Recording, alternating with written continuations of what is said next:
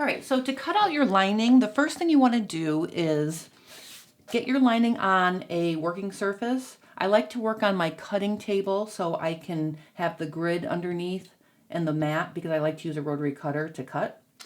And one of the benefits of working on a gridded mat is I can use the lines to make sure that my selvage edges are running parallel to my folded edges and that my cut edge is also perpendicular to my selvage, because you want the grain of the fabric to be running straight down the lengthwise piece of fabric like this.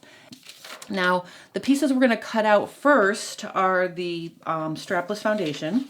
And you can see I've got my pattern pieces here.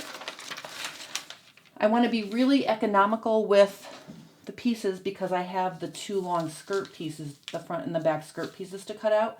So I'm going to be really economical. I'm going to start way at the top of my fabric and I'm going to line up my back piece here. And I'm going to put my center front piece here. And I think I'm going to just put my side front piece down here to use up the smallest amount of fabric possible. And I do not have anything that needs to be cut on the fold. Pay attention to that. If your center front is cut on the fold, make sure you're lining it up with the folded fabric. In this design, there is no folded pieces that need to be on the fold. So you can see I've marked my grain line in green on these two pieces. And we want to make sure that these lines are parallel to the selvage edge. That way we'll know that the pattern pieces are positioned straight on the grain if the grain line is parallel to the selvage edges. I'm going to use a quilting ruler because it's got a really wide, it's more wide than my drafting rulers. All right, so you can see that it's not even with this line here. My grain line is here, but the line on the ruler is here. Here it's almost lined up. So basically what I'm going to do is I'm going to just position my pattern piece under this quilting ruler until it's even. So see how now I have it's even here, and now it's also even here, running straight along this line and straight along this line. Now I know that this piece is properly positioned. Using a wider ruler gives you another option instead of having to measure both sides of the grain line. All right, so I've got that one into position. Now, I think what I'm going to do is I'm going to do this one over here, my side front, and then I'll go on the other side and I'll position this piece. I think I can probably get it so it's lining up like this. So see, I've got my ruler square with the selvage edge here, and then I'm just going to move my pattern piece until it also is square. All right, so now I know I've got that positioned properly. I like to use these big pattern weights because then nothing slides. All right, so I'm going to cut these out now. And I know that like this upper edge of the back bodice piece, this is a straight edge. So just to make it super easy, I am going to use my ruler to cut it. That way I know I'm not sliding around and not cutting straight. All right, and I also know that the side edge is straight as well on this pattern, so I'm going to again use my ruler. And I'm just going to cut that out. And then you'll notice across the bottom, I'm going to have to do it freestyle because it's got a curve to it. So I'm just going to start cutting. And then after I've gone in about an inch, I'm going to put my finger on the back end of it to hold it so it doesn't slide. And then I'm just going to finish cutting that out. And you'll notice I've left paper to cut through. I think it's much easier to cut through the pattern and through the paper at the same time.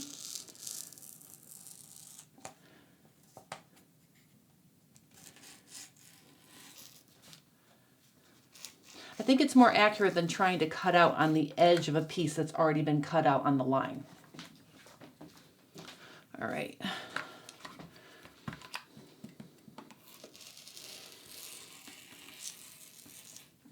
All right, so now let's get this piece out of the way. I want to point something out to you. All right, so I'm over here now, and basically what I'm using for my grain line on this is the center front seam allowance because that's straight on the grain. So I can use that edge along with the fold of the fabric to measure this way. All right, so if you've ever wondered about that, that's how you can do it. All right, so see how I'm gonna line up this line with the fold, and then see how this is not lining up? So again, I'm just gonna put a weight on the ruler to hold it, and then I'm just gonna shift the pattern until it's parallel with the edge of the ruler. Okay, so now I can see that that's on grain. I'm not using my ruler here, but know that you could. All right, so now we've got all the lining pieces cut out for the strapless foundation.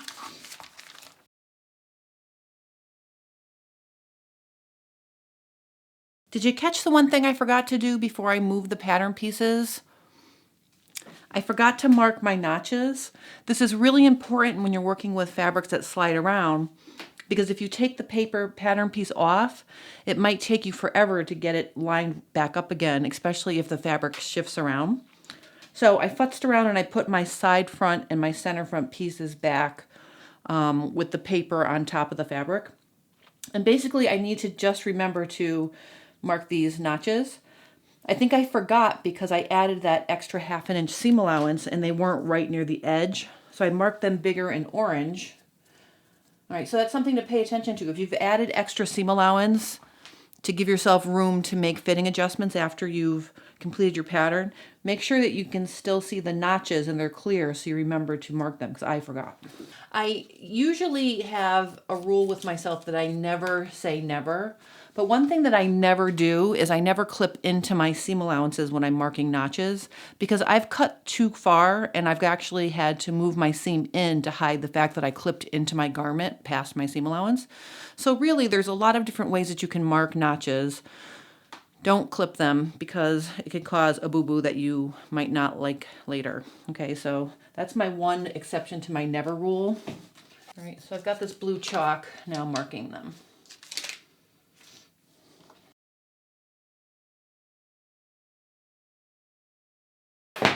Silk charmuse can be really tricky to work with because it shifts all over the place.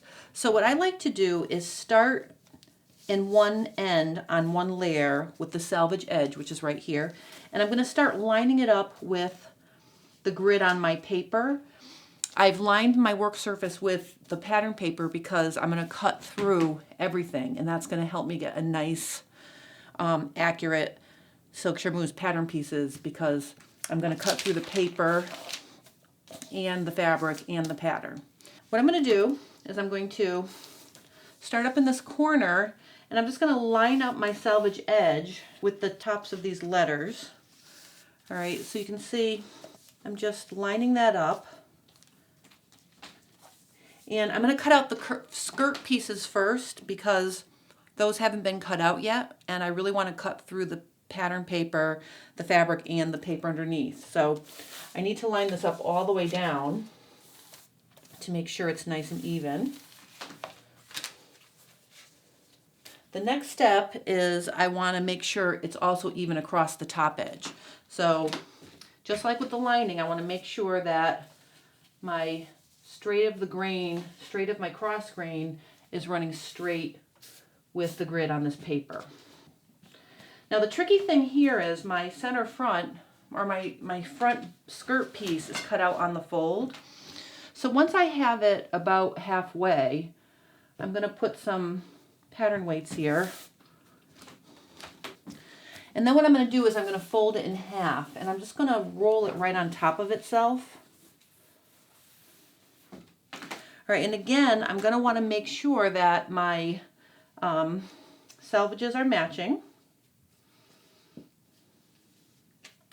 And the cut edge up at the top is matching. It's not my favorite thing to cut on a fold on something like this, but for this front skirt piece, I'm going to do it because I think I can be fairly sure that I get everything nice and straight.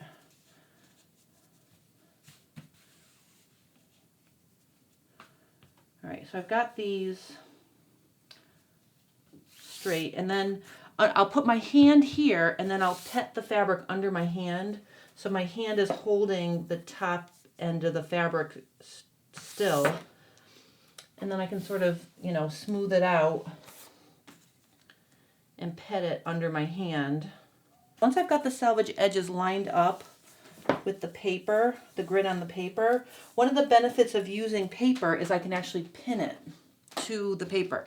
So I don't have to rely on using all of these weights. I can actually go in and pin it together, and now I know it's not going to move.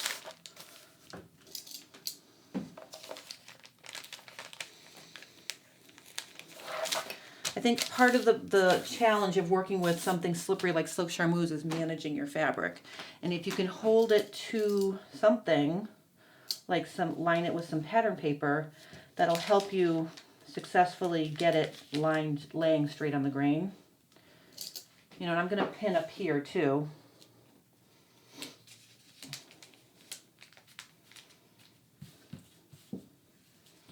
And at the top, I'm just making sure I cover this row of numbers in the grid that I'm working with.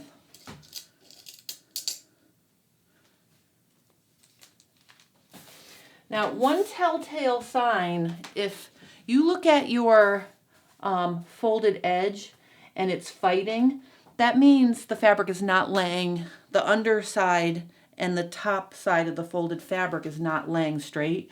So you want to make sure that this folded edge isn't competing with each other, that it's laying straight and it doesn't have any diagonal creases in it. So you can see my folded edge is nice and straight.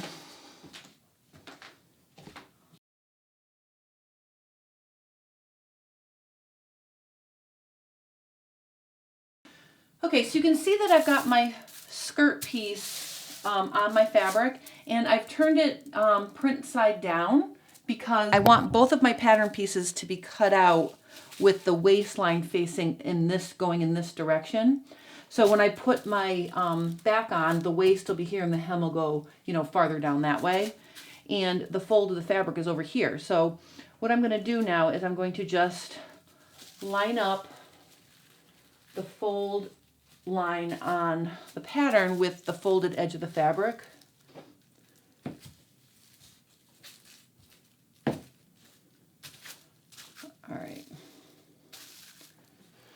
All right, so you can see that I could very easily get that to line up so that the printed center of my front skirt is on the fold of the fabric. And the rest of it is really easy because that's lined up where it needs to be. So the rest of this pattern, I just need to make sure everything is laying nice and flat and then I can cut it out. I don't have to worry about a grain line because my center front fold is the grain line. All right, and now I'm just going to cut across the top. Now one thing is I have a pin right here, so I'm going to take that out so I don't ruin my blade. I'm just going to cut right across my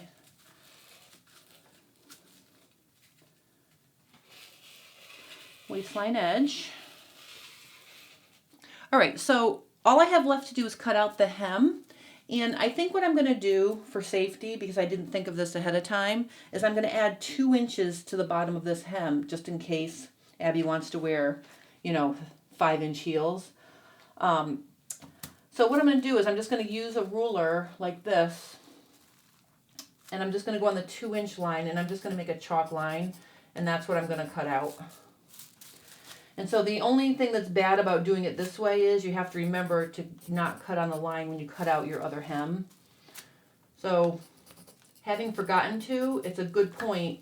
If you want to add length to your skirt pieces, use the length and shorten lines that are on the pattern to do that before you cut it out, because I forgot. So I'm going to freely admit to you that I forgot. But I'm going to add that length because just in case, I don't want to have a hemming disaster at the end. All right. All right, so now I can just cut out on my line that I drew. Part of it's on paper, part of it's not. Just just going to extend this down to here. I'm just going to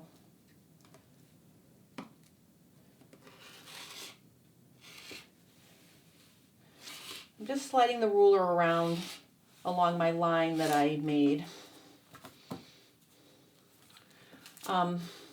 One of the nice things about silk charmuse is it has a shiny side and it also has a very nice matte finish on the opposite side. So later I'm going to give Abby the choice of either having it on the shiny side or the matte side.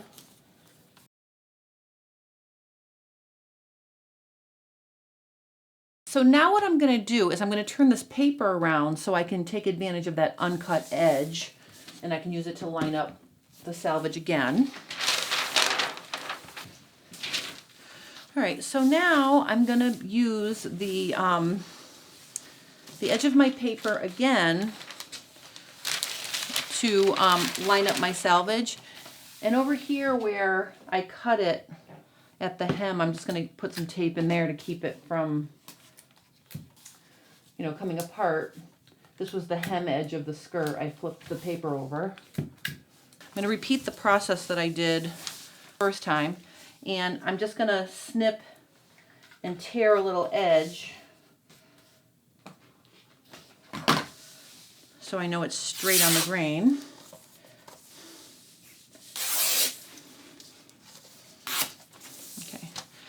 Definitely, if you're going to use this tearing method to find the straight of grain, test it before you do it because some fabrics do not tear. You can actually damage fabric if you tear it and it's not one of those kind of fabrics that agree to being torn.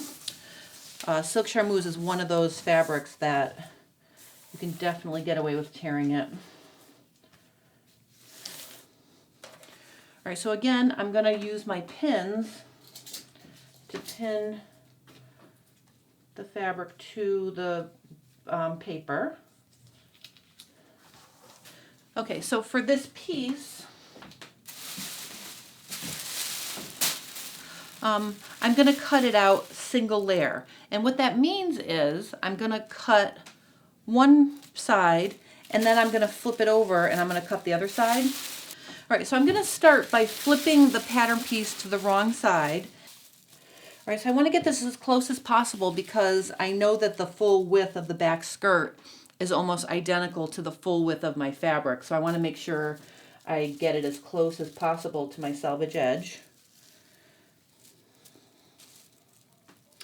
The cool thing about that is I can just eyeball that I'm only 3/8 of an inch away from the center back edge of this pattern all the way up. So it actually makes it really easy to work with. So I'm just going to nail it down there. Nail it down there. And nail it down there. And you can see over here, the top edge of my silk is even with this grid on the paper. So now it's just a matter of weighting it down and cutting it out. I'm going to use some of my big rulers. Again, I can use my big long ruler to cut out the side seam in one swoop. And this time I'm going to make sure I extend it. I'm going to go past 2 inches automatically, so I remember to do that because remember I have to add that length.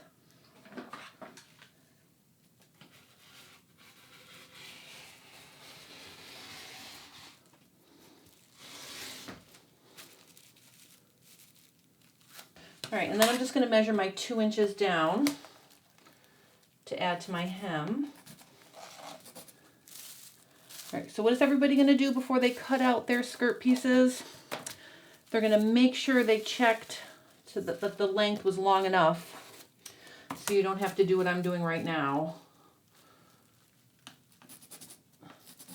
I mean, it's not a big deal to do it this way, but you do have the danger of forgetting to do it on the second piece. So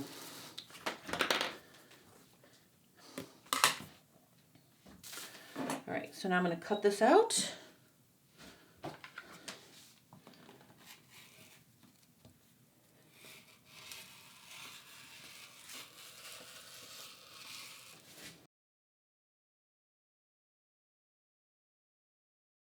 So you can see I've lined up my fabric with the edge of the paper and I've pinned it in place. And it's also lining up over here along the cut edge. It's all nice and lined up. And what I'm going to do now is I'm going to take my skirt piece. Remember, we have to put it face up this time so we get the opposite piece. And you can see I have plenty of room to cut out both, so I'm not, you can see there's plenty of room from where I cut it out the first time. And again, I'm just going to line up the cut edge of my center back about a ½ inch away from the selvage like I did when I cut out the other side. So I'm just going to line that up and put these little weights. You can see over here I'm just making it. Okay, but the waistline edge makes it over here. All right, so now I'm just going to weight down the rest of it and I'm going to cut it out.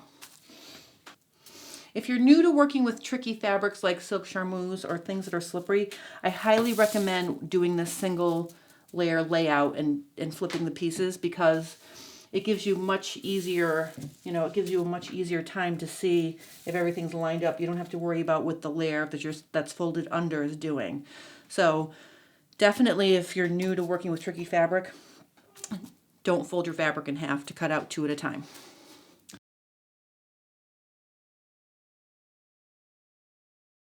When I was taking my fabric off my cutting board, I noticed that in places it got stuck in the grid. Like, my cutting mat is old, so it actually got embedded in the mat and it made these little pools.